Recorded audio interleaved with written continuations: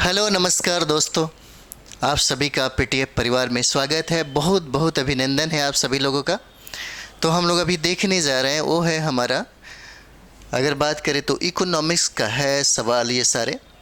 तो इकोनॉमिक्स की बात करें तो 69 बीपीएससी को ध्यान में रखते हुए इसे तैयार किया गया है। और देखेंगे हम लोग कि इकोनॉमिक्स से भी बहुत सारे सवाल पूछे जाते हैं। और इकोनॉमिक्स की अगर बात करें तो हम वहीं से इसको टारगेट किए हैं जहां से बीपीएससी ने बार बार इसको टच किया है, बार बार इसको मतलब समझिए कि पकड़ने की कोशिश की, और यहीं से सवाल बने हैं और बनाए गए हैं। ठीक है, तो बहुत ही इम्पोर्टेंट कुछ सवाल है, उस पर हम लोग चर्चा करने वाले हैं। एक बार अच्छा से रिवीजन आप लोग कर लें। ठीक है, तो आइए हम लोग शुरुआत करते हैं। इस इकोनॉमिक्स पार्ट का पहला प्रश्न हम लोग देखेंगे और ध्यान से इसको एक बार रिवीजन कर लीजिए, ताकि एक बार आपके जेहन में अगर रहता है तो बहुत ही ज़्यादा इसका असर होगा। देखिए, कहता है पहला क्वेश्चन कि निम्नलिखित में से कौन सा सुमेलित नहीं है। कहता है कि सुमेलित नहीं है, ये बताइए। तो तीसरी पंचवर्षीय योजनाओं से निश्चित तौर पे किसी न किसी तरीके से प्रश्न पूछा जाता है। जैसे मॉडल किसने तैयार किया, पहला मॉडल किसका था, दूसरा किसका था, इसमें मुख्य विषय क्या थी, इसका काल क्या था। ऐसे प्रश्न पूछे जाते हैं और हमेशा से पूछते जा रहे हैं। ठीक है, तो तीसरी पंचवर्षीय योजना की अगर बारे में बात करेंगे तो ये सही हो जाता है, 1961 से 66 तक है, ये सही है। छठी पंचवर्षीय योजना की बात करेंगे तो ये 80 से 85 है, ये भी सही हो जाता है। बात यहाँ पे होता है कि आठवीं पंचवर्षीय योजना जो है 90 से 95 नहीं होता है, ये होता है 1992 से लेकर के 1997 तक इसका काल रहता है। ठीक है, इस तरीके से देखा जाए तो कहता है सुमेलित कौन नहीं है, तो ये आंसर आपका क्या हो जाता है, सी हो जाएगा। ठीक है, आंसर आपका सी हो जाता है। चलिए अगला प्रश्न देखते हैं हम लोग। एक रिवीजन का पार्ट हो जाता है आपका, जल्दी हो जाए हम लोग। ठीक है, कहता है कि पहली पंचवर्षीय योजना का मॉडल क्या है, और ये मॉडल पूछ दिया तो मॉडल बीपीएससी ने बहुत बार प्रश्न पूछा है। पहला मॉडल पूछा है और दूसरा मॉडल पूछा है। ठीक है, देखिए कहता है यहाँ पे कि पहली पंचवर्षीय योजना का मॉडल क्या था। इसका आंसर ए हो जाएगा, जिसको हेरोल्ड डोमर मॉडल के नाम से जानते हैं। हेरोल्ड डोमर मॉडल के नाम से जानते हैं पहला पंचवर्षीय योजना को। ठीक है, आंसर ए हो जाता है। नेक्स्ट हम लोग देखते हैं, कहता है कि पहली पंचवर्षीय योजना का विषय क्या था। ठीक है, कहता है कि विषय बताइए, पहली पंचवर्षीय योजना का विषय कहता है। तो देखिए, हमारा जब देश आज़ाद हुआ तो सबसे ज़्यादा प्रॉब्लम कहाँ थी, खाद्यान्न में उत्पादन नहीं हो रहे थे, और यही वजह था कि भारत सरकार ने सबसे पहली प्राथमिकता अपने पंचवर्षीय योजनाओं में कृषि और सिंचाई के विकास पर बल दिया था। ठीक है, तो ये आंसर क्या हो जाता है, इसका हो जाएगा आंसर बी हो जाएगा, और ये पहली पंचवर्षीय योजना का विषय था। ठीक है, चलिए अगला देखते हैं हम लोग। अगला देखते हैं हम लोग, 4 नंबर सवाल देखेंगे। कहता है यहाँ पे कि द्वितीय पंचवर्षीय योजना का विषय क्या था। द्वितीय पंचवर्षीय योजना का विषय कहता है कि बताइए क्या हो जाता है। तो देखिएगा, इसमें आपका आंसर जो हो जाएगा आधारभूत और भारी उद्योगों का विकास। क्या आधारभूत और भारी उद्योगों का विकास यह द्वितीय पंचवर्षीय योजनाओं का विषय वस्तु हो जाता है। आंसर इसका क्या हो जाता है, आंसर ए हो जाएगा। अगला हम लोग देखते हैं। अगला देखिए, अगला सवाल जो है हम लोग का, ये बहुत इम्पोर्टेंट है आप सभी के लिए। ये बीपीएससी के द्वारा प्रथम और द्वितीय बहुत बार प्रश्न पूछे गए हैं। ठीक है, इसे याद रखेंगे। कहता है कि द्वितीय पंचवर्षीय योजना किस मॉडल पर आधारित था। कहता है किस मॉडल पर आधारित हो जाता है, तो इसका आंसर आपको ए हो जाता है, नेहरू महालनोबिस का मॉडल हो जाता है। ठीक है, इसे याद रखेंगे। 5 नंबर सवाल है, कहता है कि द्वितीय पंचवर्षीय योजना किस मॉडल पर आधारित था, तो नेहरू महालनोबिस का मॉडल होता है, इसी पे आधारित होता है। ठीक है, अगला देखेंगे हम लोग। छठा नंबर देखिए, कहता है यहाँ पे, कहता है कि किस पंचवर्षीय योजना में, कहता है किस पंचवर्षीय योजना में भाखड़ा नांगल परियोजना, दामोदर घाटी परियोजना और हीराकुंड परियोजना का निर्माण किया गया। और ये बहुत ही वीवीआई है फ्रेंड, आप इसे याद कर लें, बहुत ही ज़्यादा वीवीआई है। ये बार बार प्रश्न पूछे गए हैं। कहता है कि किस पंचवर्षीय योजना में भाखड़ा नांगल परियोजना, दामोदर घाटी परियोजना और हीराकुंड परियोजना का निर्माण किया गया है। ठीक है, तो इसे याद रखिएगा, ये आपका होता है प्रथम पंचवर्षीय योजना में। ठीक है, ये हो जाएगा आपका प्रथम पंचवर्षीय योजना में। इस मतलब समझिए कि जो परियोजना है इसका निर्माण किया गया था। अगला देखते हैं हम लोग। अगला सवाल देखिए, कहता है यहाँ पे, और ये भी आपके लिए बहुत ही वीवीआई है। ठीक है, 7 नंबर सवाल देखिए, कहता है कि किस पंचवर्षीय योजना में दुर्गापुर, भिलाई, राउरकेला इस्पात संयंत्रों का स्थापना हुआ था, निर्माण किया गया था। ठीक है, कहता है कि बताइए किस पंचवर्षीय योजना में दुर्गापुर, भिलाई और राउरकेला आदि जो इस्पात संयंत्र का जो निर्माण हुआ किसके समय में हुआ था। ये सवाल बहुत बार पूछे गए हैं और ये द्वितीय पंचवर्षीय योजना के अंतर्गत इन सारे इस्पात संयंत्रों कारखानों का निर्माण किया गया था, स्थापना किया था। किस समय? तो द्वितीय पंचवर्षीय योजनाओं के समय में। ठीक है, अगला देखते हैं, 8 नंबर देखेंगे। अगला सवाल है, कहता है कि तीसरी पंचवर्षीय योजना का विषय क्या था। 8 नंबर सवाल कहता है कि विषय बताइए। तीसरी पंचवर्षीय योजनाओं का विषय यहाँ पे पूछ रहा है। तो देखिए, आत्मनिर्भर एवं स्वतः स्फूर्ति अर्थव्यवस्था थी। इसकी विषय वस्तु की बात करें हम लोग तीसरी पंचवर्षीय योजनाओं का, तो आत्मनिर्भर हो जाता है एवं स्वतः स्फूर्ति अर्थव्यवस्था हो जाती है इसकी विषय वस्तु। ठीक है, अगला देखेंगे हम लोग। 9 नंबर सवाल हो जाता है, कहता है यहाँ पे, कहता है कि तीसरी पंचवर्षीय योजना किस मॉडल पर आधारित थी। ठीक है, कहता है कि तीसरी पंचवर्षीय योजना किस मॉडल पर आधारित थी, तो क्या हो जाएगा।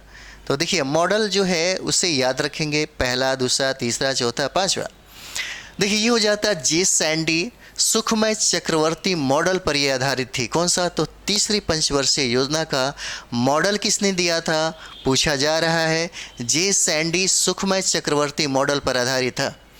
ठीक है, अगला देखते हैं हम लोग। अगला सवाल देखेंगे, 10 नंबर देखिए। 10 कहता है यहाँ पे कि किस पंचवर्षीय योजना में, कहता है किस पंचवर्षीय योजना में सोवियत संघ के सहयोग से Bokaro iron and steel company की स्थापना की गई थी। ठीक है, क्या हो जाता है, तो यहाँ पे कहता है कि बताइए किस पंचवर्षीय योजना में सोवियत संघ के सहयोग से, जैसे Bokaro iron and steel company की बात हो जाए तो पूछा जाता है कि इसका स्थापना किसके द्वारा किया गया। तो इसका स्थापना रूस के द्वारा किया जाता है। रूस को हम लोग सोवियत संघ के नाम से भी जानते हैं। और कहता है कि Bokaro iron and steel company की स्थापना किस पंचवर्षीय योजना में किया गया, तो आपका ये हो जाएगा तीसरा पंचवर्षीय योजना में किया जाता है। ठीक है, किस पंचवर्षीय योजना में, तो तीसरा पंचवर्षीय योजना में आपको Bokaro iron and steel company की स्थापना की जाती है। अगला देखते हैं हम लोग।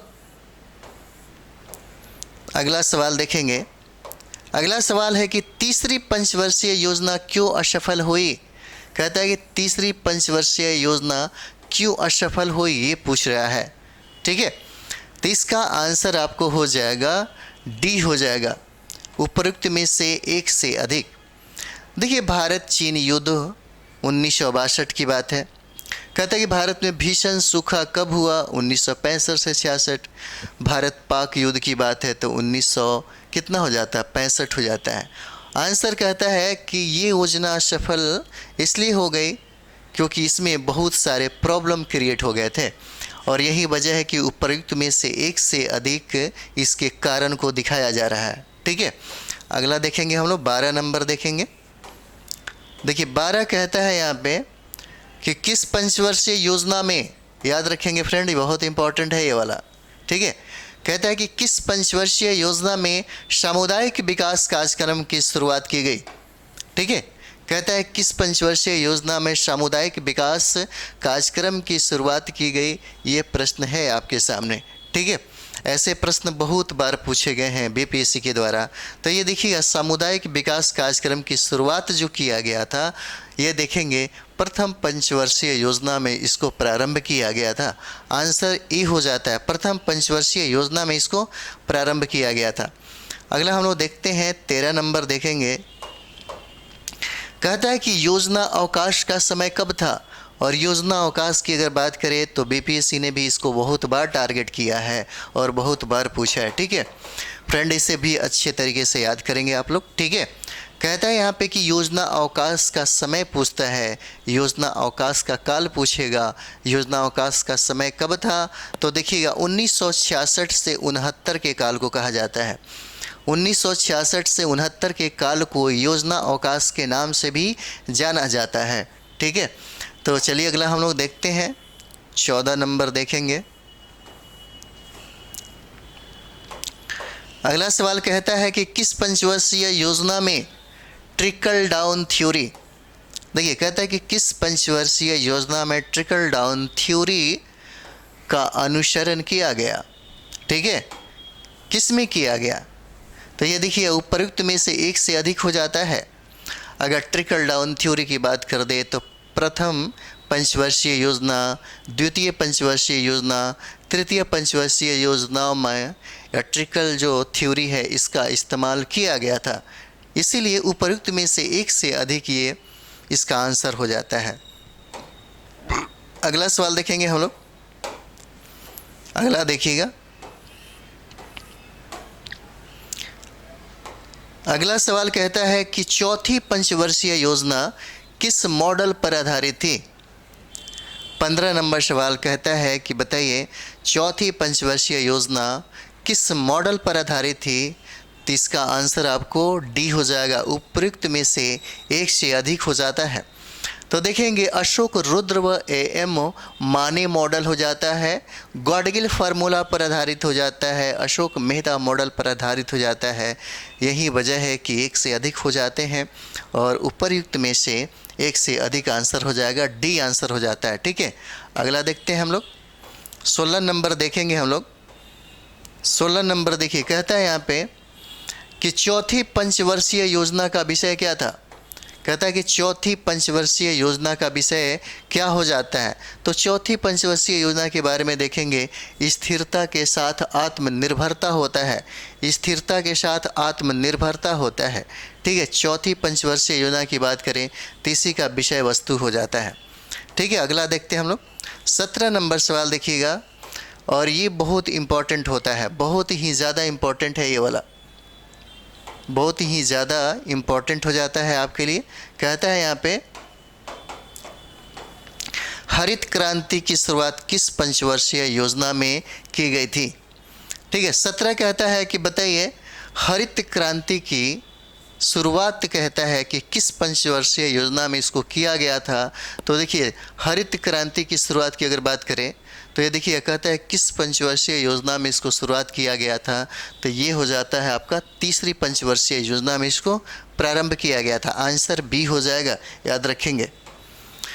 अगला सवाल देखेंगे हम लोग 18 नंबर देखिए, कहता है यहाँ पे, और ये बहुत इंपॉर्टेंट हो जाता है, जितने भी प्रश्न हैं यहाँ पे आज का जो आपके पास टॉपिक है इससे बीपीएससी ने बहुत ज़्यादा प्रश्न पूछा है और बार बार पूछता है, इसीलिए हमने लगभग 100 एमसीक्यू पे हम फोकस करेंगे। अगर आप एग्ज़ाम देंगे तो देखिएगा या सेट बना रहे होंगे तो यहाँ से बहुत बार प्रश्न पूछा गया है और आपसे भी उम्मीद रखा जाएगा कि कम से कम ये सारे फैक्ट है उसे याद कर लीजिए, उसको एक बार पढ़ लीजिए, उसका एक बार रिवाइज कर लीजिए। कहता है कि 14 वाणिज्यिक बैंकों का राष्ट्रीयकरण किस पंचवर्षीय योजना में किया गया था। ठीक है, कहता है यहाँ पे कहता है कि 14 वाणिज्यिक बैंकों का जो राष्ट्रीयकरण किया गया, पूछ रहा है कि किस पंचवर्षीय योजना में इसको किया गया है। तो याद रखिएगा, चौथी पंचवर्षीय योजना में ये जो 14 बैंकों का जो राष्ट्रीयकरण था, इसी को किया गया था। कब? तो चौथी पंचवर्षीय योजना में इसको शामिल किया गया था। ठीक है, ये 14 वाणिज्यिक बैंकों का राष्ट्रीयकरण बार बार प्रश्न पूछता है। अगला देखते हैं हम लोग। अगला कहता है कि श्वेत क्रांति, मतलब इसका संबंध आपको दूध के उत्पादन से है। ऑपरेशन फ्लड भी लिखा है, किस पंचवर्षीय योजना में शुरू किया गया था। ठीक है, 19 कहता है यहाँ पे कि श्वेत क्रांति, ठीक है, इसके जनक के बारे में देखेंगे तो वर्गीज कुरियन हो जाते हैं। ठीक है, फ्लड अगर बात करें यहाँ पे ऑपरेशन फ्लड, तो ये क्रांति के तौर पे काम किया। यही वजह है, यही देन है कि पूरे विश्व में भारत दूध के उत्पादन में नंबर 1 हो जाता है। ठीक है, तो दूध के उत्पादन में भारत पूरी दुनिया में सबसे ज़्यादा उत्पादन करता है। और ये कहता है कि श्वेत क्रांति किस पंचवर्षीय योजना में शुरू किया गया था। तो देखिए, चौथी पंचवर्षीय योजना में आंसर ये हो जाता है, चौथी पंचवर्षीय योजना में श्वेत क्रांति को शुरू किया गया था। इसी समय इसको प्रारंभ किया गया था, जिसको हम लोग ऑपरेशन फ्लड के नाम से जानते हैं। ठीक है, अगला सवाल देखते हैं हम लोग। कहता है कि 5वीं पंचवर्षीय योजना का मॉडल क्या था। 5वीं पंचवर्षीय योजना का मॉडल पूछा जा रहा है कि क्या था यहाँ पे। तो देखिए, डीपीधर मॉडल पर आधारित था। डीपीधर मॉडल पर आधारित हो जाता है कौन सा? 5वीं पंचवर्षीय योजना का मॉडल जो है आपका डीपीधर मॉडल पर आधारित हो जाता है। ठीक है, अगला देखते हैं हम लोग। 21 नंबर देखिएगा, और 21 नंबर जो है फ्रेंड्स बहुत इंपॉर्टेंट है, याद रखिएगा। और ये सारे के सारे पूछे गए सवाल है, ऐसा नहीं कि मतलब ये समझिए कि नया है, नहीं, ये बीपीसी के द्वारा सारे पूछे गए सवाल हैं। एक आपको अनुमान हो जाता है, एक आपको स्ट्रेटजी बन जाती है कि इकोनॉमिक्स में क्या पढ़ना चाहिए। ठीक है, तो इकोनॉमिक्स में अगर आप 100 सवाल का रिवाइज कर लेते हैं तो यहाँ से आपके पास एक अनुभव हो जाता है। ठीक है, और लाइफ में अनुभव बहुत ज़रूरी है। कहता है कि 5वीं पंचवर्षीय योजना का मुख्य विषय क्या था। 21 नंबर सवाल कहता है कि 5वीं पंचवर्षीय योजना का मुख्य विषय क्या था। तो ये VVI हो जाता है। और इसमें देखिए, गरीबी उन्मूलन के साथ कहता है कि गरीबी उन्मूलन के साथ आत्मनिर्भरता की प्राप्ति। 5वीं पंचवर्षीय योजना में जो आपको इसका मुख्य विषय था वो था गरीबी उन्मूलन के साथ आत्मनिर्भरता की प्राप्ति, यही इसका विषय वस्तु हो जाता है। अगला हम लोग देखते हैं 22 नंबर देखिए। कहता है यहाँ पे, कहता है कि काम के बदले अनाज कार्यक्रम। कहता है काम के बदले अनाज कार्यक्रम और अंत्योदय योजना की शुरुआत किस पंचवर्षीय योजना के अंतर्गत किया गया, किस पंचवर्षीय योजना में किया गया। ठीक है, तो क्या हो जाता है, ये देखिए 5वीं पंचवर्षीय योजना में ये प्लान को क्या किया गया, प्रारंभ किया गया था। 22 नंबर क्या हो जाएगा, इसका आंसर बी हो जाता है। अंत्योदय योजना की बात कर दिया जाए या काम के बदले अनाज कार्यक्रम की बात कर दिया जाए तो ये पंचवर्षीय योजना आपको 5वां हो जाता है। ठीक है, अगला देखते हैं हम लोग 23 नंबर सवाल देखेंगे। 23 नंबर सवाल कहता है यहाँ पे कि अनवरत योजना। कहता है कि अनवरत योजना कब से कब तक चालू की गई। 23 नंबर हो जाएगा। कहता है कि अनवरत योजना कब से कब तक चला, यही सवाल पूछा जा रहा है आपसे। तो यहाँ पे देखेंगे हम लोग 78 से 80 के मध्य में अनवरत योजना चला था। 1978 से लेकर के 1980 तक यह अनवरत योजना जो था ये चला। ठीक है, अगला देखते हैं हम लोग।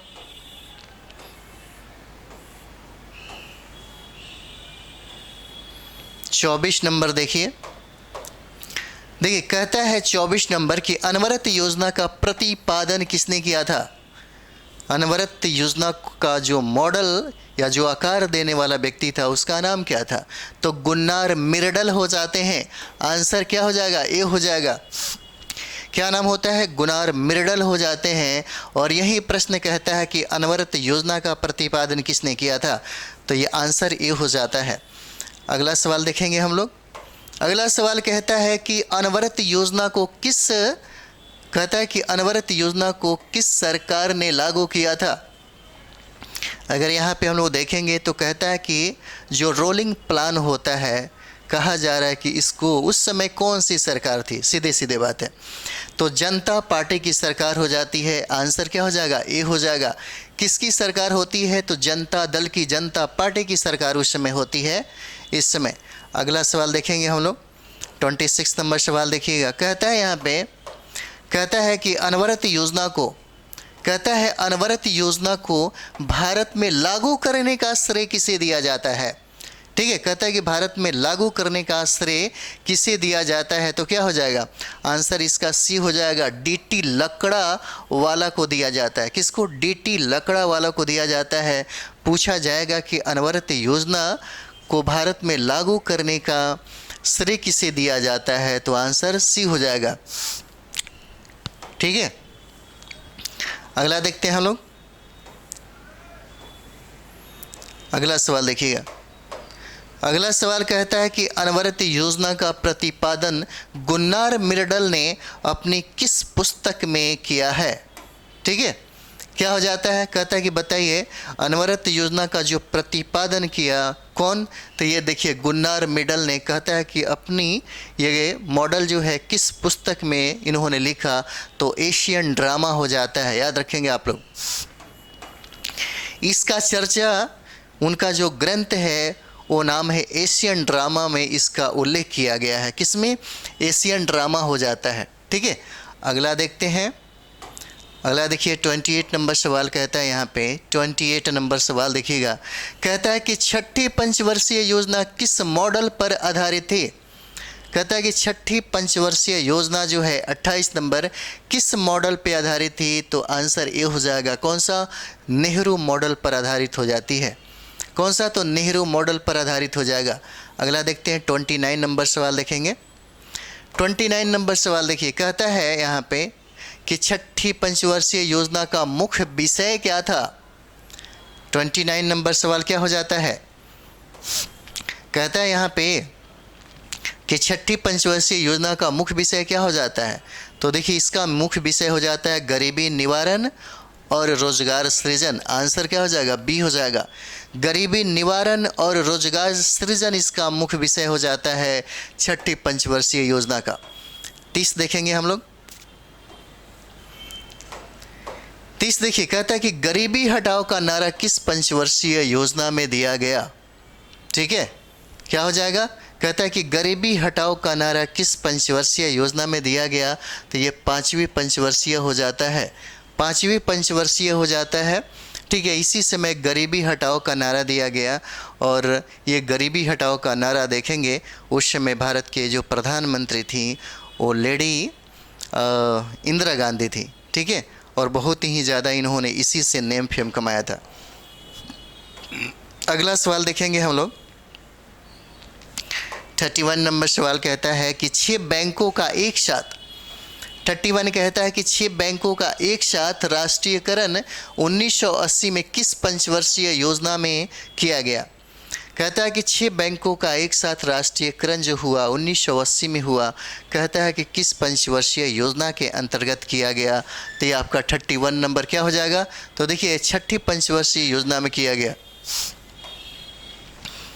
क्या हो जाता है, तो यहाँ पे देखेंगे छठी पंचवर्षीय योजना में इसको लागू किया गया। ठीक है, तो अगला देखते हैं हम लोग। 32 नंबर देखेंगे। 32 नंबर सवाल देखिए। कहता है यहाँ पे कि किस पंचवर्षीय योजना में, सवाल है कि किस पंचवर्षीय योजना में प्रौद्योगिकी के उन्नयन द्वारा उद्योगों की उत्पादकता स्तर में सुधार लाने पर जोर दिया गया। ठीक है, किस पे लाने का जोर दिया गया, तो एक बार देखिए। कहता है कि किस पंचवर्षीय योजना में प्रौद्योगिकी के उन्नयन द्वारा उद्योगों के उत्पादकता स्तर में सुधार लाने पर जोर दिया गया। तो ये जो पंचवर्षीय योजना थी, ये 7वीं पंचवर्षीय योजना में सबसे ज़्यादा इस पे ध्यान दिया गया था, सबसे ज़्यादा इस पे जोर दिया गया था। 32 हो जाता है। ठीक है, अगला देखते हैं हम लोग। अगला देखिए। कहता है यहाँ पे कि किस पंचवर्षीय योजना में भोजन, काम और उत्पादन का नारा दिया गया। भोजन, काम और उत्पादन का नारा दिया गया, कहा जा रहा है किस पंचवर्षीय योजना में इसको दिया गया। तो याद रखिए ये 7वीं पंचवर्षीय योजना में दिया गया था। याद रखेंगे फ्रेंड, ये सी हो जाता है आंसर। 7वीं पंचवर्षीय योजना में ये नारा दिया गया था। ठीक है, अगला देखते हैं हम लोग 34 नंबर सवाल देखेंगे। 34 देखिए, ये आपके बीपीएससी को लेकर के देखा जाए तो बहुत ही ज़्यादा इम्पॉर्टेंट है। विगत वर्षों में जो पूछे गए सवाल हैं उस पर हम लोग चर्चा कर लेते हैं, साथ ही साथ एक हमारे पास एक फ्रेम भी बन जाएगा, तो एक अच्छा रिवीजन भी हो जाता है और डिस्कशन भी थोड़ा सा अगर हो जाता है तो सही है, ताकि आपके दिमाग में रहेगा। एक बार आपने कभी देखा है प्रश्न तो दिमाग में रहेगा। ऐसे प्रश्न पूछे जाते हैं बार बार। देखिए अगला सवाल कहता है कि किस पंचवर्षीय योजना का विषय मानव संसाधन विकास था। 34 नंबर सवाल कहता है कि बताइए कौन सा पंचवर्षीय योजना का विषय वस्तु मानव संसाधन विकास हो जाता है। तो ये आपका आंसर बी हो जाएगा। कौन सा? 8वीं पंचवर्षीय योजना हो जाता है। कौन सा? तो 8वीं पंचवर्षीय योजना हो जाएगा। ठीक है, अगला देखते हैं हम लोग 35 नंबर। 35 नंबर देखेंगे, कहता है यहाँ पे कि 9वीं पंचवर्षीय योजना का मुख्य विषय क्या था। 9वीं पंचवर्षीय योजना का कहता है कि मुख्य विषय क्या हो जाता है। तो क्या हो जाएगा? तो देखिए सामाजिक न्याय, 35 का हो जाएगा सामाजिक न्याय और समानता के साथ आर्थिक समृद्धि हो जाता है। सामाजिक न्याय और समानता के साथ आर्थिक समृद्धि हो जाएगा। 36 नंबर सवाल देखेंगे हम लोग। 36 नंबर कहता है कि निम्न में से असत्य कथन की पहचान कीजिए। कहता है कि बताइए निम्न में से असत्य कथन की पहचान कहता है। तो 36 का क्या हो जाएगा? तो देखिए 8वीं पंचवर्षीय योजना हो जाएगा। कौन सा? 8वीं पंचवर्षीय योजना हो जाता है। ठीक है, और इसमें देखेंगे तो 8वीं पंचवर्षीय योजना की बात करें तो यहाँ पे देखेंगे 92 से 97 हो जाता है। ठीक है, चलिए अगला देखते हैं हम लोग। 37 नंबर सवाल देखते हैं। 37 नंबर सवाल कहता है कि 10वीं पंचवर्षीय योजना का विषय क्या था। कहता है कि 10वीं, कौन सा? तो 10वीं पंचवर्षीय योजना का विषय कह रहा है यहाँ पे कि क्या हो जाता है। तो 10वीं पंचवर्षीय योजना का विषय होता है सामाजिक न्याय और समानता के साथ आर्थिक विकास हो जाता है। आंसर बी हो जाएगा। अगला देखते हैं हम लोग। अगला देखिए 38 नंबर सवाल कहता है कि 11वीं पंचवर्षीय योजना, कौन सा? तो 11वीं पंचवर्षीय योजना का मुख्य विषय क्या था। ठीक है, कहता है कि मुख्य विषय क्या हो जाता है। तो तीव्रतर और अधिक समावेशी विकास हो जाएगा। Answer A. कौन सा? तो तीव्रतर और अधिक समावेशी विकास हो जाता है। अगला देखते हैं हम लोग। 39 नंबर सवाल देखेंगे। 39 नंबर देखिए, कहता है यहाँ पे कि 12वीं पंचवर्षीय योजना का, कहता है कि 12वीं पंचवर्षीय योजना का मुख्य विषय क्या था। 39 नंबर क्या हो जाएगा? तो देखिए तीव्रतर, संपोषणीय और अधिक समावेशी विकास हो जाएगा। Answer C. ठीक है, 39 की बात करेंगे तो इसमें कहता है कि 12वीं पंचवर्षीय योजना का मुख्य विषय बताइए। तो क्या हो जाता है? तो यहाँ पे देखेंगे इसका हो जाता तीव्रतर, संपोषणीय और अधिक समावेशी विकास हो जाता है, इसका विषय वस्तु होता है। 40 हम लोग देखते हैं। 40 में देखेंगे हम लोग, कहता है यहाँ पे कि दूसरी बार योजना अवकाश का समय कब था। दूसरी बार योजना अवकाश की बात कहता है। ठीक है, पहला हम लोगों ने 66 से 69 तक देखा और दूसरी की अगर बात कर दे तो देखिए ये 90 से 92 हो जाता है। ठीक है, कब से?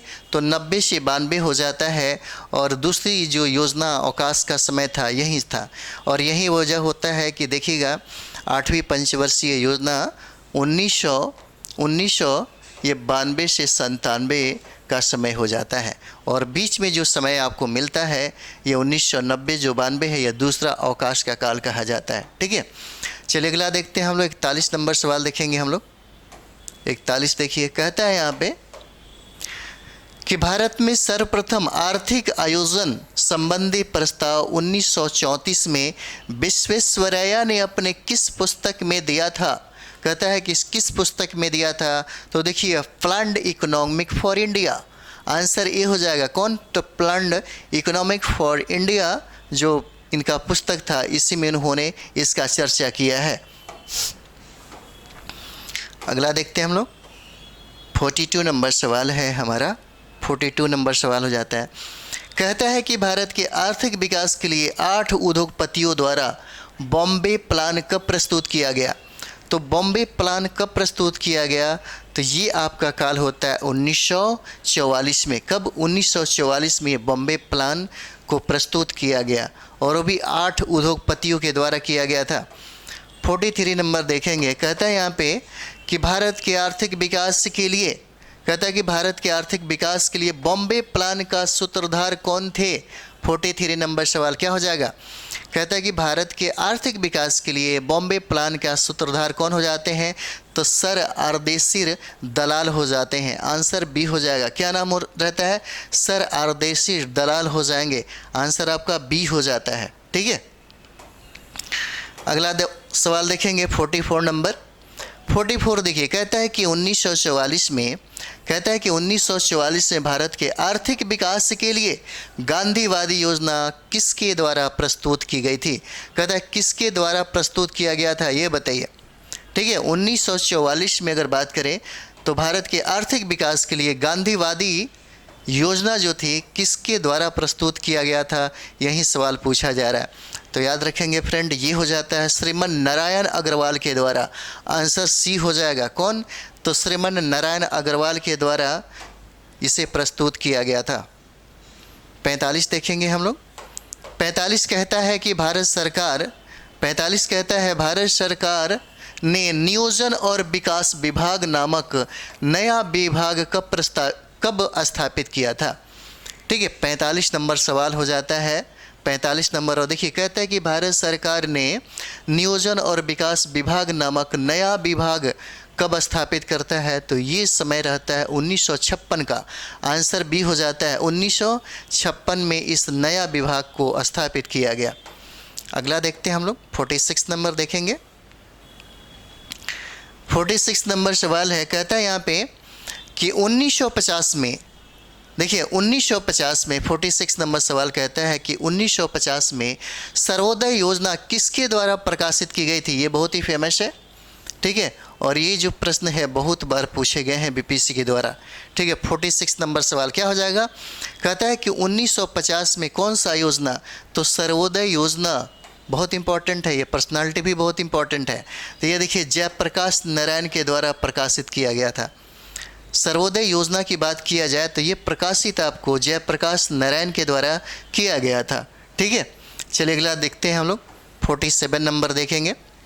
47 नंबर सवाल देखिए, कहता है 47 नंबर कि 1945 में जन योजना किसने बनाई थी। अगर हम लोग 47 देखेंगे तो कहता है कि 1945 में जन योजना किसने बनाई थी, तो एम.एन. राय हो जाते हैं।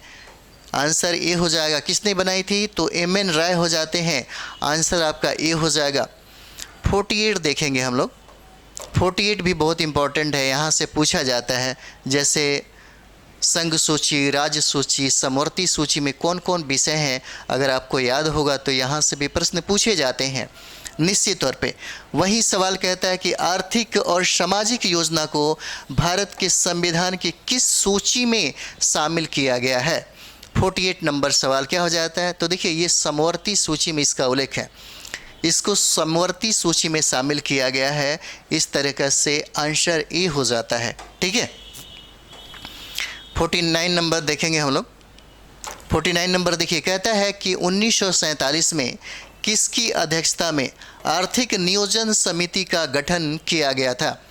कहता है कि 1947 में किसकी अध्यक्षता में आर्थिक नियोजन समिति का गठन किया गया था, तो 49 का क्या हो जाएगा। याद रखिए जवाहरलाल नेहरू के समय में हुआ था। कौन हो जाते हैं, तो जवाहरलाल नेहरू हो जाते हैं। आंसर ए हो जाएगा। 50 नंबर हम लोग देखेंगे।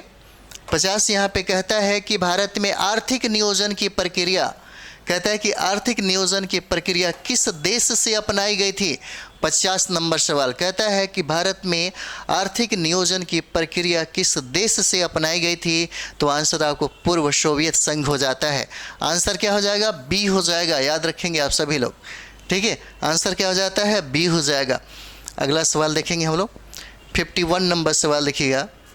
51 नंबर क्या हो जाएगा, कहता है कि निम्नलिखित में से, प्रश्न देखिए, कहता है कि निम्नलिखित में से किन दो संस्थानों को ब्रेटन वुड्स जुड़वा के नाम से जाना जाता है। ठीक है, 51 नंबर सवाल क्या हो जाएगा, कहता है कि बताइए निम्नलिखित में से किन दो संस्थानों को ब्रेटन वुड्स जुड़वा के नाम से जाना जाता है। तो देखिएगा IMF और विश्व बैंक हो जाता है, और यहाँ से तो प्रश्न बहुत बार पूछा जाता है। ठीक है, इसलिए आप कम से कम अगर ऑर्गेनाइजेशन पढ़ रहे हैं तो विश्व बैंक पढ़ लेंगे और IMF पढ़ेंगे, यहाँ से भी बहुत ज़्यादा प्रश्न पूछे जाते हैं। ठीक है, इसी को कहा जाता है ब्रेटन वुड्स जुड़वा के नाम से जाना जाता है। ठीक है, अगला देखते हैं 52 नंबर सवाल देखेंगे हम लोग। 52 नंबर सवाल देखिए, कहता है यहाँ पे कि भारत में आय कर है, कैसा कर है। भारत में पूछ रहा है कि भारत में आय कर क्या है, तो देखिए प्रत्यक्ष और प्रगतिशील कर हो जाता है। ठीक है, 52 का क्या हो जाएगा, भारत में आय कर की बात करेंगे तो ये प्रत्यक्ष हो जाता है और प्रगतिशील कर कहा जाता है, इसको आंसर बी हो जाएगा। ठीक है, अगला देखिएगा 43 नंबर देखेंगे हम लोग। 53 नंबर देखेंगे तो 53 में हम लोग देख रहे हैं कि न्यूनतम समर्थन मूल्य, कहता है कि न्यूनतम समर्थन मूल्य के बारे में निम्नलिखित कथनों पर विचार करें। 53 नंबर सवाल हो जाएगा। तो यहाँ पे हम लोग देखेंगे 53 में, तो इसका आंसर डी हो जाता है, उपरोक्त में से एक से अधिक हो जाता है। न्यूनतम समर्थन मूल्य आधारित मामलों की मंत्रिमंडलीय समिति द्वारा प्रस्तावित की जाती है। नेक्स्ट कहता है कि न्यूनतम समर्थन मूल्य कृषि लागत एवं मूल्य आयोग द्वारा अनुमानित की जाती है। और नेक्स्ट कहता है कि न्यूनतम समर्थन मूल्य का निर्णय वित्त मंत्रालय करता है। नीचे दिए कोड का उपयोग करके सही चुने। तो उपयुक्त में से क्या हो जाएगा, एक से अधिक हो जाता है, इसका आंसर आपको डी हो जाएगा। ठीक है, 54 नंबर देखेंगे हम लोग। 54 नंबर सवाल देखिए, कहता है यहाँ पे कि किस अधिनियम द्वारा, कहता है किस अधिनियम के द्वारा केंद्रीय बजट को राज्यों के बजट से अलग कर दिया गया। 54 नंबर सवाल देखिएगा, 54 बहुत इंपॉर्टेंट है, बहुत ही VVI है आप लोगों के लिए। कहता है कि किस अधिनियम के द्वारा केंद्रीय बजट को राज्यों के बजट से अलग कर दिया गया। तो ये एक्ट जो होता है 1919 द्वारा हो जाता है। भारत शासन अधिनियम 1919 के द्वारा इसको केंद्रीय बजट से राज्य को अलग कर दिया जाता है। ठीक है, अगला देखते हैं 55 नंबर सवाल देखेंगे। 55 नंबर देखते हैं हम लोग। 55 नंबर सवाल देखिए, कहता है यहाँ पे कि वित्त आयोग के संबंध में निम्न कथनों पर विचार करिए, और कहता है कि उपरोक्त से बताइए कौन गलत है। ठीक है, तो कौन गलत हो जाएगा, तो देखिए वित्त आयोग में एक अध्यक्ष पद व 2 सदस्य होते हैं, ऐसा तो नहीं है। ठीक है, कहता है यहाँ पे कि इनका कार्यकाल राष्ट्रपति के आदेश के तहत तय होता है। हाँ, ये सही है। कहता है कि इनकी पुनर्नियुक्ति नहीं हो सकती, ऐसा भी बात नहीं है। इस तरीके से अगर देखा जाए तो आंसर आपका बी हो जाता है, 1 और 3 हो जाएगा। 55 का क्या हो जाता है, तो 1 और 3 हो जाएगा, आंसर बी हो जाता है। ठीक है, अगला देखते हैं हम लोग। अगला देखिए 56 नंबर सवाल कहता है यहाँ पे, 56 कहता है यहाँ पे कि निम्न में कौन RBI की मौद्रिक नीति के मात्रात्मक उपकरण हो जाते हैं। ठीक है, तो देखिए वैधानिक तरलता अनुपात हो जाएगा, नगद आरक्षित अनुपात हो जाएगा, खुले बाजार की क्रियाएं हो जाती हैं। इस तरीके से हम लोग अगर देखें तो आंसर इसका डी हो जाता है। उपर्युक्त में से एक से अधिक हो जाएगा, आंसर क्या हो जाता है, डी हो जाएगा। अगला देखते हैं हम लोग 57 नंबर सवाल देखेंगे। 57 नंबर सवाल देखिए, कहता है यहाँ पे कि निम्नलिखित में से कौन सा संस्थान न्यूनतम समर्थन मूल्य MSP के बारे में भारत सरकार को सिफारिश करता है। 57 नंबर सवाल क्या कहता है, भारत सरकार को कौन सिफारिश करता है, तो याद रखिएगा इसका आंसर सी हो जाएगा, कृषि लागत एवं मूल्य आयोग के द्वारा होता है। कृषि लागत एवं मूल्य आयोग के द्वारा हो जाता है। अगला सवाल देखेंगे हम लोग। 58 नंबर सवाल देखिए, कहता है यहाँ पे कि भारत में मुद्रास्फीति के प्राकलन का सबसे प्रचलित माप क्या हो जाता है। 58 नंबर सवाल कहता है कि भारत में मुद्रास्फीति के प्राकलन का सबसे प्रचलित माप क्या हो जाता है, तो सीपीआई के द्वारा होता है। कौन सा, सीपीआई हो जाता है, याद रखेंगे आप लोग। ठीक है, अगला सवाल देखते हैं। अगला सवाल देखिए 59 कहता है यहाँ पे कि निम्न में से कौन सी रिपोर्ट विश्व बैंक, कहता है रिपोर्ट विश्व बैंक द्वारा जारी नहीं की जाती है। 59 नंबर क्या हो जाएगा, तो ग्लोबल जेंडर गैप जो इंडेक्स है इसको नहीं किया जाता। आंसर सी, कौन सा, ग्लोबल जेंडर गैप रिपोर्ट जो है इसको विश्व बैंक द्वारा जारी नहीं किया जाता। 60 नंबर सवाल हम लोग देखेंगे। 60 देखिए, कहता है यहाँ पे 60 कि भारतीय आयात निर्यात बैंक की स्थापना किस वर्ष की गई थी। ठीक है, 60 नंबर हम लोग देखेंगे। कहता है कि भारतीय आयात निर्यात बैंक की स्थापना 1982 में होता है। आंसर ए हो जाएगा, कब, 1982 में हो जाता है। ठीक है, अगला देखते हैं हम लोग 61 नंबर सवाल देखिए। कहता है यहाँ पे कि वैश्विक वित्तीय स्थिरता रिपोर्ट, कहता है कि वैश्विक वित्तीय स्थिरता रिपोर्ट निम्नलिखित में से कौन जारी करता है। 61 नंबर कौन हो जाएगा, तो आईएमएफ के द्वारा होता है। बहुत इंपॉर्टेंट है, विश्व बैंक और आईएमएफ, ये आईएमएफ के द्वारा होता है। ठीक है, अगला सवाल देखते हैं हम लोग 62 नंबर देखेंगे। 62 भी कहता है कि सकल राष्ट्रीय उत्पाद यानी कि जीएनपी, सकल राष्ट्रीय उत्पाद में निम्नलिखित में से किसको शामिल नहीं किया जाता है। किसको शामिल नहीं किया जाता है, तो देखिएगा विदेशी निवासियों की आय को शामिल नहीं किया जाता है। आंसर क्या हो जाएगा, सी हो जाता है, विदेशी निवासियों की आय को इसमें शामिल नहीं किया जाता। ठीक है, अगला सवाल देखते हैं हम लोग। अगला सवाल देखिए, कहता है यहाँ पे कि मानव विकास सूची निर्माण में, कहता है कि मानव विकास सूची निर्माण में कौन जुड़ा हुआ है, तो ये देखिए अमर्त्य सेन हो जाते हैं। आंसर क्या हो जाएगा, सी हो जाता है यहाँ पे, ये अमर्त्य सेन हो जाते हैं। कहता है कि मानव विकास सूची निर्माण में कौन जुड़ा हुआ आदमी है, तो ये देखिए अमर्त्य सेन हो जाते हैं, याद रखेंगे आप लोग। ठीक है, अगला देखते हैं हम लोग 64 नंबर देखेंगे। 64 यहाँ पे कहता है कि विशेष आर्थिक क्षेत्र अधिनियम, कहता है कि विशेष आर्थिक क्षेत्र अधिनियम किस वर्ष लागू हुआ था, तो ये होता है 2006 में। आंसर क्या हो जाएगा, सी हो जाएगा। कब लागू होता है, तो 2006 हो जाएगा। ठीक है, अगला सवाल देखते हैं हम लोग 65 नंबर देखेंगे। 65 कहता है यहाँ पे कि भारत में राष्ट्रीय आय का आकलन सर्वप्रथम किस वैज्ञानिक द्वारा किया गया था। कहता है कि भारत में राष्ट्रीय आय का आकलन, कहता है कि सर्वप्रथम किस वैज्ञानिक द्वारा किया गया था, तो आर.बी.के. राय के द्वारा होता है। ठीक है, आर.बी.के. राय के द्वारा होता है, याद रखेंगे आप लोग। ठीक है, अगला देखते हैं 66 देखिए। कहता है यहाँ पे कि world economic outlook report, world economic outlook report निम्न में से किस संस्था के द्वारा प्रकाशित किया जाता है, तो ये देखिए अंतर्राष्ट्रीय मुद्रा कोष के द्वारा प्रकाशित किया जाता है। आंसर सी हो जाएगा। ठीक है, अगला देखते हैं हम लोग 67 नंबर सवाल देखेंगे। 67 कहता है कि निम्नलिखित में से कौन प्रत्यक्ष कर नहीं है, तो सीमा शुल्क हो जाएगा। क्या हो जाएगा, सीमा शुल्क हो जाता है। ये इसमें से प्रत्यक्ष कर नहीं है, सीमा शुल्क हो जाएगा। अगला देखते हैं हम लोग 68 नंबर सवाल देखेंगे। 68 कहता है कि निम्न में से किस अर्थशास्त्री ने अवसर लागत का सिद्धांत दिया था। अवसर लागत का सिद्धांत किसने दिया था, तो देखिए ये हो जाता है गॉटफ्रीड हैबरलर हो जाते हैं, हैबरलर, गॉटफ्रीड हैबरलर हो जाते हैं, यानी कि आंसर सी हो जाएगा। ठीक है, गॉटफ्रीड हैबरलर। चलिए अगला देखते हैं हम लोग 69 नंबर सवाल देखेंगे। 69 नंबर सवाल आपका बहुत इंपॉर्टेंट हो जाता है, इसे याद रखेंगे। 69 जो है बहुत इंपॉर्टेंट हो जाता है, याद रखिएगा। 69 जो सवाल है, कहता है कि नाबार्ड की स्थापना किस समिति की संस्तुति पर हुई है। नाबार्ड की स्थापना किस समिति की संस्तुति पर हुई है, तो शिवरामन समिति हो जाते हैं। कौन, शिवरामन समिति हो जाते हैं। आंसर ए हो जाएगा। 70 देखते हैं हम लोग।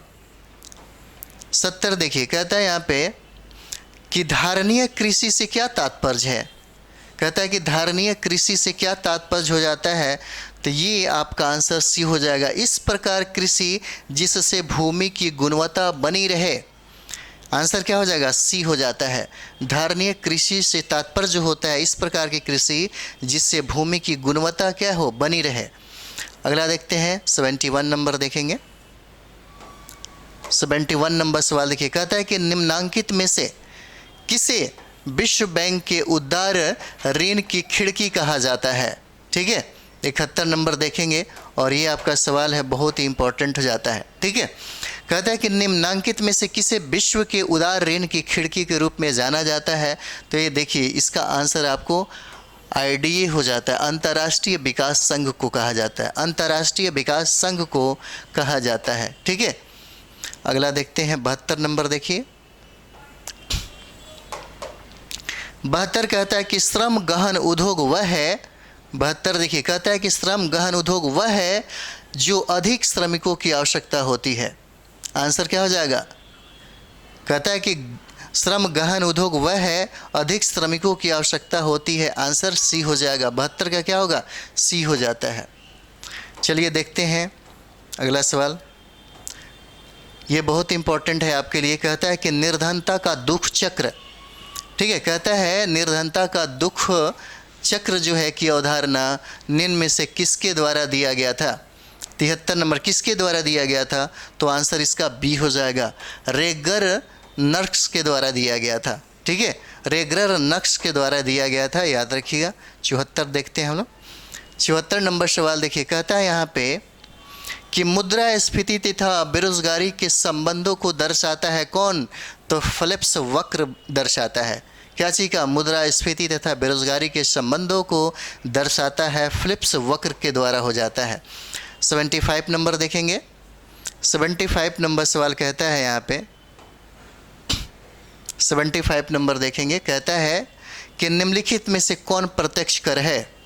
75 कहता है कि बताइए, तो इसका आंसर आपको बी हो जाएगा। ठीक है, इसका आंसर क्या हो जाता है, बी हो जाता है, 1 हो जाएगा और 2 हो जाएगा। और कहता है कि इसमें बताइए कि कौन सा कर प्रत्यक्ष कर हो जाता है, तो क्या हो जाएगा, इसका आंसर बी हो जाता है। 75 का क्या होगा, बी हो जाता है। ठीक है, चलिए अगला देखते हैं। अगला देखिए 76 नंबर सवाल देखते हैं। कहता है कि बहुआयामी निर्धनता सूचकांक का संकेतक नहीं है, बहुआयामी निर्धनता सूचकांक का संकेतक नहीं है, तो क्या हो जाएगा, तो देखिए 76 नंबर सवाल क्या हो जाता है, आई हो जाता है। आंसर क्या हो जाएगा, सी हो जाएगा। ठीक है, अगला हम लोग देखते हैं 77 देखिए, कहता है कि घाटे की वित्तीय व्यवस्था का अर्थव्यवस्था पर क्या प्रभाव पड़ता है।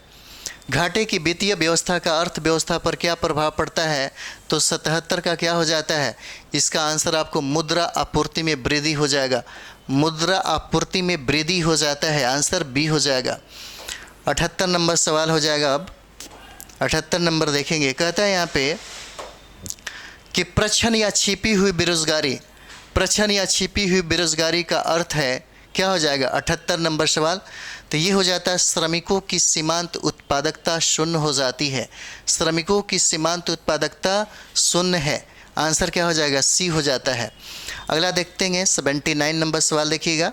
79 नंबर सवाल कहता है यहाँ पे कि इनसाइडर ट्रेडिंग का संबंध किससे है, इनसाइडर ट्रेडिंग का संबंध कह रहा है किससे हो जाएगा, तो 79 क्या हो जाता है, शेयर बाजार से हो जाएगा। आंसर क्या है, आंसर आपका सी हो जाएगा, किससे, तो शेयर बाजार हो जाता है। ठीक है, अगला देखते हैं हम लोग 80 नंबर देखेंगे। 80 देखिए, कहता है कि एलके झा समिति का संबंध किससे है, एलके झा समिति का संबंध किससे है, तो ये अप्रत्यक्ष कर हो जाता है। कौन सा, तो अप्रत्यक्ष कर हो जाएगा, अप्रत्यक्ष कर बी आंसर हो जाता है।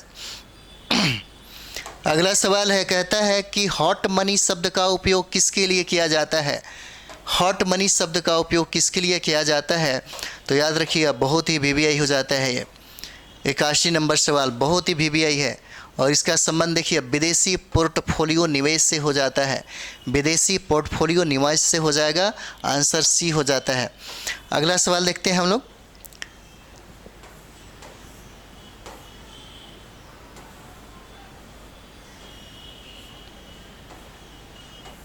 अगला सवाल देखिए 82 नंबर देखिए, कहता है यहाँ पे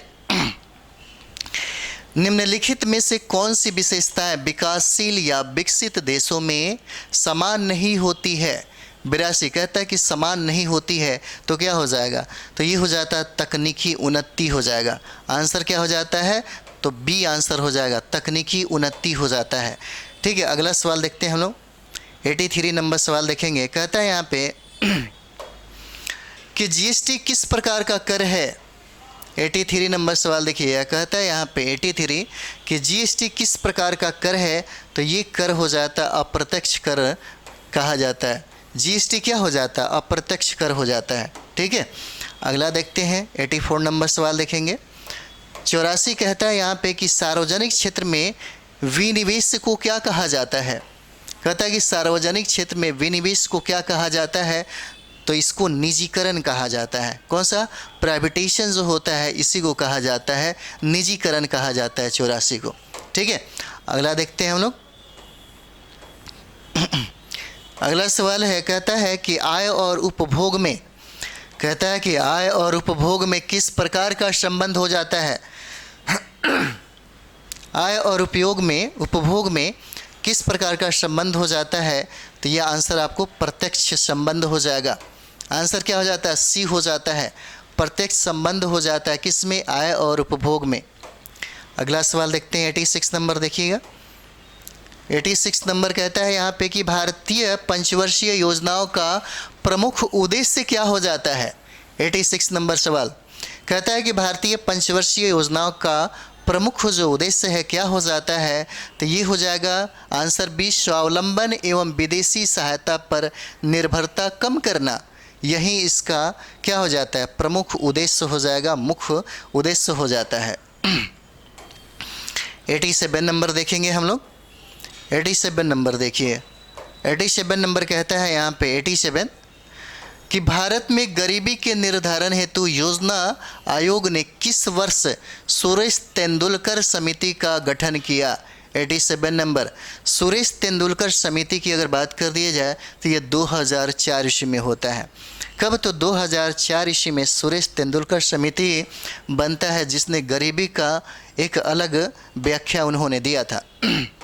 88 नंबर हम लोग देखेंगे। कहता है कि रेखी समिति, कहता है रेखी समिति का संबंध निम्न में से किससे हो जाता है? रेखी समिति का संबंध कहता है कि निम्न में से किससे हो जाएगा? तो याद रखेंगे ये हो जाता है अप्रत्यक्ष कर से। ठीक है, ये क्या हो जाएगा? अप्रत्यक्ष कर से इनका संबंध हो जाता है। रेखी समिति का आंसर बी हो जाएगा। 89 नंबर सवाल देखेंगे हम लोग। कहता है कि राष्ट्रीय महिला कोष की स्थापना, राष्ट्रीय महिला कोष की स्थापना किस पंचवर्षीय योजना के दौरान की गई है? 89 नंबर सवाल क्या हो जाएगा? तो देखिए ये हो जाता है आपका 8वीं पंचवर्षीय योजना के अंतर्गत। कौन सा? तो 8वीं पंचवर्षीय योजना के अंतर्गत हो जाता है। ठीक है, अगला देखते हैं। 90 देखिएगा। 90 कहता है कि रंगराजन समिति का संबंध किससे है? तो रंगराजन समिति का संबंध अगर देखा जाए तो ये भुगतान संतुलन से हो जाता है। इसका संबंध किससे? तो भुगतान संतुलन। आंसर क्या हो जाएगा? तो बी आंसर हो जाता है। ठीक है, 91 देखेंगे हम लोग। 91 नंबर सवाल देखिएगा। कहता है कि सर्वप्रथम खदानों पर, कहता है सर्वप्रथम खदानों पर न्यूनतम समर्थन मूल्य को किस वर्ष शुरू किया गया था? 91 क्या हो जाएगा? तो देखिए ये 1964 हो जाता है। ठीक है, देखिए ये सारा अगर आप कंप्लीट कर लेते हैं, एक अच्छा रिवाइज हो जाता है, तो यहाँ से संभावना बनेगी कि कम से कम आप उस प्रश्न जब भी पूछा जाएगा तो आप निश्चित तौर पे बनाएंगे। ठीक है, तो चलिए हम लोग शुरुआत करते हैं फिर। तो ये हो जाता है सर्वप्रथम खदानों पर न्यूनतम समर्थन मूल्य को किस वर्ष शुरू किया गया था? तो याद रखिए ये 1964 में होता है। कब? 1964 में हो जाएगा। अगला देखते हैं हम लोग। 92 नंबर सवाल कहता है, 92 देखिए, कहता है यहाँ पे कि क्षेत्रीय ग्रामीण बैंक की स्थापना किस समिति के सिफारिश पर किया गया था? क्षेत्रीय ग्रामीण बैंक की स्थापना कहता है किस समिति के सिफारिश पर किया गया है? तो क्या हो जाएगा? तो देखिए भंडारी समिति के सुझाव पे हुआ था। कौन? तो भंडारी समिति। इस सेशन को थोड़ा सा ज़्यादा से ज़्यादा आप लोग शेयर करें और लाइक कमेंट सब्सक्राइब भी करें। आप अपने साथी और संगियों को कोशिश करें कि ज़्यादा से ज़्यादा हम शेयर कर सकें। ठीक है, ताकि हमारी एनर्जी भी बनी रहे और आपके लिए बहुत सारा कंटेंट हम लेकर के आए। ठीक है। तो क्षेत्रीय ग्रामीण बैंक की स्थापना जो है वो हो जाता है सुझाव भंडारी समिति के तहत हो जाएगा। अगला देखते हैं हम लोग 93 नंबर सवाल हम लोग देखेंगे। कहता है यहाँ पे कि राष्ट्रीय ग्रामीण स्वास्थ्य मिशन किस पंचवर्षीय योजना में शुरू किया गया था? ठीक है, कहता है किस पंचवर्षीय योजना में शुरू किया गया था, तो आपको इसका आंसर क्या हो जाएगा? ये 10वां हो जाएगा। ठीक है। अगला देखते हैं हम लोग 94 नंबर सवाल देखेंगे। 94 नंबर सवाल देखिएगा। कहता है यहाँ पे मांग का नियम किस पर आधारित है? तो उपभोक्ता की प्राथमिकता पर आधारित हो जाता है। ठीक है, किस पे? उपभोक्ता की प्राथमिकता। आंसर ए हो जाएगा। 95 नंबर हम लोग देखेंगे। 95 कहता है कि भारत के राष्ट्रीय आय में सर्वाधिक योगदान किस क्षेत्र का है? 95 नंबर क्या हो जाएगा? तो देखिए तृतीय क्षेत्र में हो जाएगा। सर्वाधिक योगदान किस? तृतीय, यानी कि सर्विस सेक्टर में। 96 नंबर हम लोग देखेंगे। 96 नंबर देखिए, कहता है यहाँ पे कि ब्याज की वह दर जिस पर बैंक अपने पसंदीदा ग्राहकों को ऋण देता है क्या कहलाती है? तो ये देखिए मुख्य ऋण दर हो जाता है। कौन सा? तो मुख्य ऋण दर हो जाता है। 96 का सी आंसर हो जाएगा। अगला सवाल है 97 नंबर देखेंगे हम लोग। देखिए 97 कहता है यहाँ पे कि निम्नलिखित में से किसने धन के निष्कासन को अनिष्टों का अनिष्ट कहा था? ठीक है। 97 क्या हो जाता है? धन के निष्कासन का सिद्धांत अगर देखेंगे तो दादा भाई नौरोजी के द्वारा दिया जाता है। Poverty and un British rule in India में उन्होंने ये बात लिखा है। और यही कहता है कि धन के निष्कासन को अनिष्टों का अनिष्ट किसने कहा था? तो ये दादा भाई नौरोजी हो जाते हैं। आंसर क्या हो जाएगा? सी हो जाएगा। ठीक है। अगला देखते हैं हम लोग 98 नंबर देखेंगे। 98 नंबर सवाल देखते हैं हम लोग। कहता है कि राष्ट्रीय आय है, क्या हो जाता है? 98 नंबर राष्ट्रीय आय क्या है? तो एनएनपी हो जाएगा, अप्रत्यक्ष कर हो जाएगा और सब्सिडी, इन तीनों को मिला करके राष्ट्रीय आय क्या किया जाता है? निकाला जाता है। ठीक है, तो आंसर ए हो जाता है। अगला देखेंगे हम लोग 99 नंबर सवाल देखेंगे। 99 नंबर सवाल देखिए, कहता है यहाँ पे कि निम्न में से कौन प्रत्यक्ष कर का उदाहरण नहीं है? ये सवाल पूछा जा रहा है आपसे। तो कौन हो जाता है? तो बिक्री कर नहीं हो जाएगा। आंसर क्या हो जाता है? बिक्री कर हो जाता है। ठीक है। और हमारे इस सेशन का अंतिम सवाल की तरफ हम लोग चलते हैं। अंतिम हमारा सवाल है, देखिए कहता है कि जीएसटी परिषद के अध्यक्ष निम्न में से कौन होते हैं? 100 नंबर सवाल हो जाएगा। कहता है कि जीएसटी परिषद के अध्यक्ष निम्न में से कौन होते हैं? तो याद रखिएगा ये आपका वित्त मंत्री हो जाते हैं। आंसर आपको सी हो जाएगा। इसी के साथ ये सेशन हमारा समाप्त होता है। ये रिवीजन का बहुत ही अच्छा पार्ट है जो इकोनॉमिक्स से सवाल बार बार पूछे जाते हैं। ठीक है, यहाँ से आपको मिलेंगे। तो इस सेशन के लिए थोड़ा सा ज़्यादा से ज़्यादा आप लोग शेयर करें, लाइक, सब्सक्राइब और कमेंट्स भी करें। ठीक है, तो चलिए अगले वीडियो मिलते हैं हम लोग। थैंक यू वेरी मच आप सभी लोगों को।